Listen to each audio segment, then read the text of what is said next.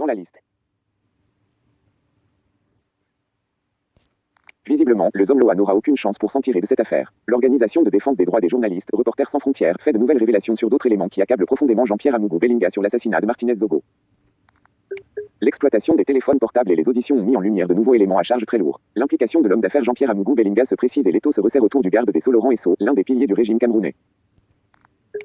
L'enquête conjointe gendarmerie-police progresse vite, et à ce rythme, elle risque bien de marquer le 90e anniversaire de Paul Biya lundi prochain. Au pouvoir depuis 1982, le président camerounais qui a ordonné l'enquête mesure sûrement à quel point cette affaire Martinez Zogo enlevée, passée à tabac et tuée le 17 janvier par un commando des services de renseignement est désormais susceptible d'éclabousser la fin de son règne et peut-être d'emporter l'un de ses plus fidèles compagnons de route.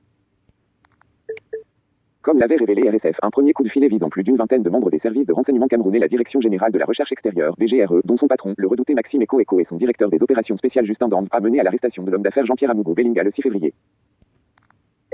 Selon les confidences faites à RSF, le rôle du magnat camerounais propriétaire du journal L'Anecdote et de la chaîne Vision 4 comme principal commanditaire du crime commis contre le directeur d'Amplitude FM se confirme. Les témoignages des 6 membres du commando, principalement recrutés en dehors de Yaoundé comme l'a appris RSF, corroborent celui de Justin Damve, dont nous avons révélé le contenu sidérant. La présence sur la scène de crime de Jean-Pierre Amougou Bellinga est également étayée par ces témoignages et d'autres éléments de preuve. L'exploitation des téléphones des suspects, notamment, a permis de vérifier les appels passés entre Jean-Pierre Amougou Bellinga et Justin Damve ainsi que celui passé au garde des Sceaux Laurent Esso dans la soirée du 17 janvier. Face au grand nombre d'éléments à charge, la reconstitution des faits envisagés ces derniers jours ne semble désormais plus une priorité pour les enquêteurs selon les informations recueillies par RSF. Il voulait en finir avec lui.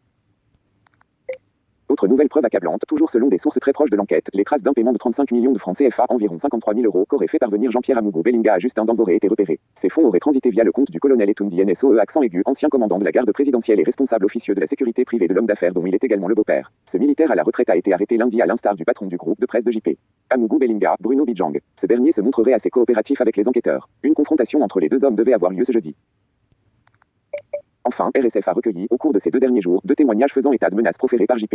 Amougou Bellinga ou son entourage contre Martinez Zogo. Dans un enregistrement audio consulté par RSF, le journaliste s'inquiétait dès le 9 janvier, une semaine avant sa mort, d'avoir été contacté par un homme très proche de lui. Ce dernier lui avait signifié que l'homme d'affaires voulait en finir avec lui, ainsi qu'avec au moins 8 autres journalistes camerounais. Joint par RSF, l'avocat de Jean-Pierre Amougou Bellinga, l'ancien bâtonnier Charles Chundang, estime qu'aucune procédure n'a été respectée depuis le début de cette affaire. Il dénonce avec colère une enquête unilatérale, des perquisitions sans mandat, un dossier vide et une manipulation inacceptable de l'opinion publique. Les efforts se concentrent maintenant sur le rôle qu'a pu jouer le ministre Laurent Esso. On a les preuves qu'il est fortement impliqué, confie l'un des enquêteurs qui a refusé d'en dire plus. L'homme aux 6 mandats successifs au sein du gouvernement camerounais depuis 1996, l'un des plus anciens compagnons de route du président Paul Biya, est déjà surveillé de très près ces derniers jours. Des gendarmes étaient postés à proximité de son domicile sans qu'il soit question de menace pour sa sécurité, depuis sa geôle au secrétariat d'État à la Défense, JP. Amougou Bellinga a demandé à le joindre à plusieurs reprises. Son souhait n'a pas été exaucé. RSF a par ailleurs appris de sources sûres que l'homme d'affaires s'était rendu pendant plus d'1 heure dans le bureau du ministre, le 3 février, alors que de forts soupçons pesaient sur lui depuis plusieurs jours. Des mercenaires de la désinformation identifiés. Dans une cellule voisine, le patron de la DGRE Maxime Eko semble lui aussi acculé. Le véhicule Prado qui a été utilisé pour kidnapper le journaliste lui appartenait. Difficile d'imaginer que ces hommes lui aient emprunté sans qu'il en ait été informé, estime l'une de nos sources qui ajoute que le patron des renseignements a lui aussi mangé sa part, allusion aux sommes qui auraient été versées aux participants à l'opération. Le dossier est désormais entre les mains de la justice militaire et du commissaire du gouvernement. Les 31 suspects arrêtés devraient être placés sous mandat de dépôt au plus tard d'ici à la fin de la semaine et probablement transférés à la prison centrale de Yaoundé. Par qui seront-ils rejoints? Jusqu'où remontent les complicités? L'enquête se poursuit et une centaine de personnes en tout sont désormais considérées comme des personnes d'intérêt dans ce dossier. Les auteurs des opérations de désinformation, qui se succèdent depuis le début de l'affaire et ayant également visé RSF, pourraient notamment être inquiétés. Les enquêteurs affirment avoir mis la main sur plusieurs preuves de paiement effectuées par le clan Bellinga allant de quelques centaines à plusieurs milliers d'euros dans le but de discréditer les informations lui étant défavorables, de le réhabiliter ou de créer des diversions pour influencer l'enquête ou l'opinion publique. Au moins 18 personnes avaient été identifiées hier soir. 0.